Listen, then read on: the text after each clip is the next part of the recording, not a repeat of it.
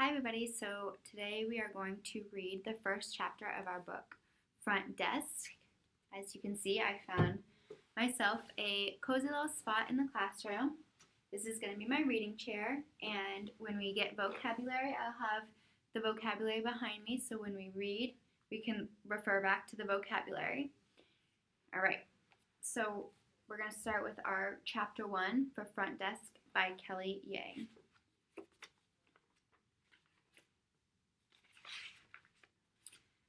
Chapter 1. My parents told me that America would be this amazing place where we could live in a house with a dog, do whatever we want, and eat hamburgers till we were red in the face. So far, the only part of that we've achieved is the hamburger part. But I was still holding out hope, and the hamburgers here are pretty good. So, if I were you, after just reading that first little paragraph, I would take one of my sketch notes and I would create a little hamburger so I know that Mia and her parents really like the hamburgers. Okay, and maybe I will draw the United States of America because that's where they are moving to, right? My parents told me that America would be this amazing place. All right, so I might draw America, or I might draw a hamburger because they're talking a lot about hamburgers. And I would just label it America and hamburgers. The most incredible burger I've ever had was at the Houston Space Center last summer. We weren't planning on eating there. Everybody knows museum food is 50,000 times more expensive than outside food.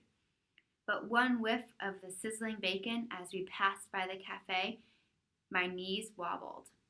My parents must have heard the howls of my stomach, because the next thing I knew, my mother was rummaging through her purse for coins. We only had enough money for one hamburger, so we had to share. But man, what a good burger. It was a mile high with real bacon and mayonnaise and pickles. My mom likes to tease me that I devoured the whole thing in one gulp, leaving the two of them only a couple of crumbs.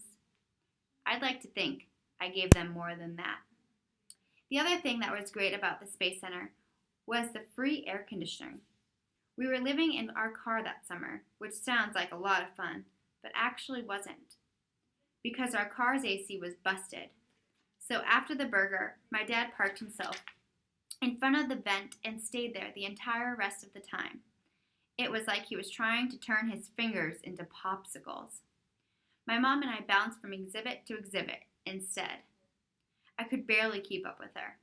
She was an engineer back in China, so she loves math and rockets. She oohed and ahed over this module and that module. I wish my cousin Shen could have been there. He loves rockets too. If I were you, I would draw either something that has to do with space, a museum, or rockets, to keep in mind that they love space and engineering and rockets. Okay? When we got to the photo booth, my mother's face lit up. The booth took a picture of you and made it look like you were a real astronaut in space.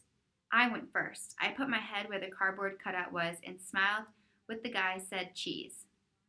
When it was my mom's turn to take her photo, I thought it would be funny to jump in her shot. The result was a picture of her in an astronaut suit hovering over Earth and me standing right next to her in my flip-flops doing bunny ears with my fingers. My mother's face crumbled when she saw her picture.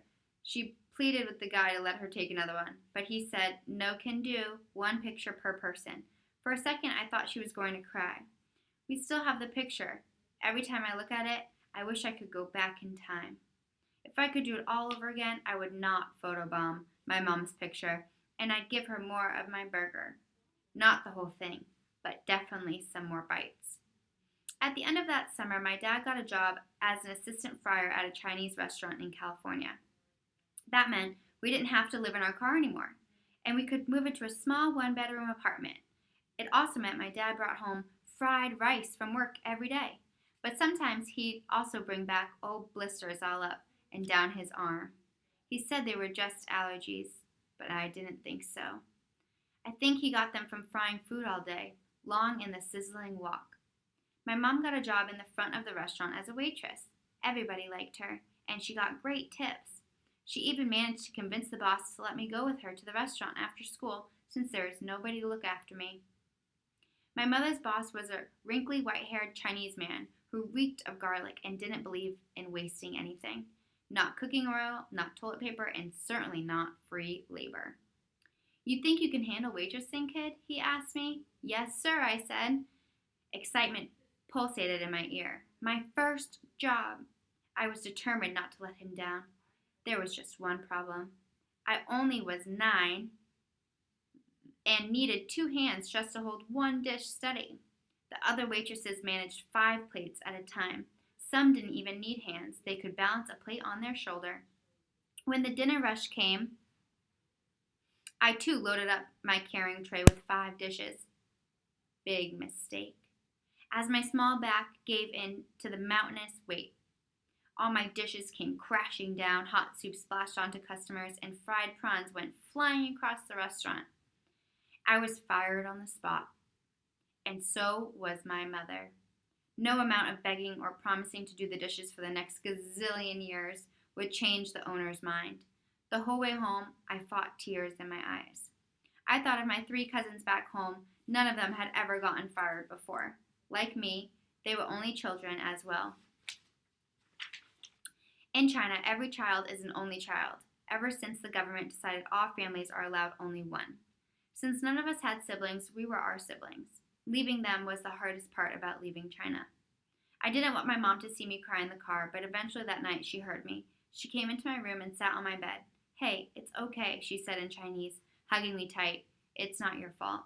She wiped a tear from my cheek. Through the thin walls, I could hear the sounds of husbands and wives bickering and babies wailing from the neighboring apartments, each one as crammed as ours. "Mom," I asked her, "why did we come here?" "Why did we come to America?" I repeated. My mother looked away and didn't say anything for a long time. A play flew overhead, and the picture frames on the wall shook. She looked in my eyes. "Because it's freer here," she finally said, which didn't make any sense. Nothing was free in America. Everything was so expensive. "But, Mom, one day you'll understand," she said, kissing the top of my head.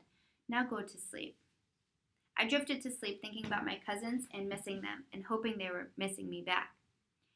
After my mother got fired from the restaurant, she got very serious about job hunting. She called it getting back on her horse. It was 1993 and she bought every Chinese newspaper she could find. She pored over the job sections with magnifying glass like a scientist. That's when she came across an unusual listing. A man named Michael Yao had put an ad out in Chinese newspaper looking for an experienced motel manager. The ad said that he owned a little motel in Anaheim, California, and he was looking for someone to run the place. The job came with free boarding, too. My mother jumped up and grabbed the phone. Our rent then cost almost all my dad's salary. And who said things in America were free? To her surprise, Mr. Yao was equally enthusiastic. He didn't seem to mind that my parents weren't experienced and really liked the fact that they were a couple. 2 people for the price of 1, he joked in his thick accent, Mandarin, when we went over to the house the next day. My parents smiled nervously when I tried to stay as still as I could and not screw it up for them, like I screwed up my mother's restaurant job. We were sitting in the living room of Mr. Yao's house, or rather, his mansion. I made myself look at the floor and not stare at the top of Mr. Yao's head, which was all shiny under the light, like it had been painted in egg white. The door opened and a boy about my age walked in. He had a t-shirt on that said, "I don't give a," and underneath it, a picture of a rat and a donkey. I raised my eyebrow. "Jason," Mr. Yao said to the boy, "say hello." "Hi," Jason muttered. My parents smiled at Jason. "What grade are you in?" they asked him in Chinese. Jason replied in English, "I'm going into 5th grade." "Ah, same as Mia," my mom said. She smiled at Mr. Yao. "Your son's English is so good." She turned to me. "Hear that, Mia? No accent." My cheeks burned. I felt my tongue in my mouth like a limp lizard. "Of course he speaks good English. He was born here," Mr. Yao said. "He speaks native English." Native? I mouthed the word. I wonder if I worked really hard, would I also be able to speak native English one day? Or was that something completely off limits for me? I looked over at my mom, who was shaking her head. Jason disappeared off to his room, and Mr. Yao asked my parents if they had any questions. Just to make sure, we can live at the motel for free? My mom asked. Yes, Mr. Yao said. And what about...